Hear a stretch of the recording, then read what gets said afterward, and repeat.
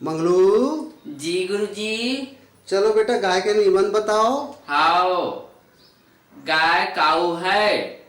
गाय आदमी मन बर वेरी उपयोगी होती है।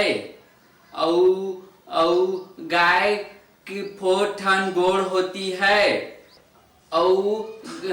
गाय की 1 ठन पूंछी होती है जिससे माछी को खेदारती है। काऊ गिव हरियर गोबर। गाय हैव 2 सिंग जिसमें आदमी लोग को हुमेलती है। और गाय बछरू जमनती है और दूध और खुजरी घलो देती है। काऊ के गोबर से छेना बनता है और जाड़ के समय छेना को बार कर भुर्री तापते हैं जिससे मंसा लोग घलो भागते हैं। बेटा मंगलू। जी गुरुजी। चलो अंग्रेजी को छत्तीसगढ़ी में अनुवाद करो। जी। फास्ट। लकड़ धकड़। फादर। दादा go. Smooth. Chicken. Go there. ओतीजा। गेट। कपाट और फैरका। मेन।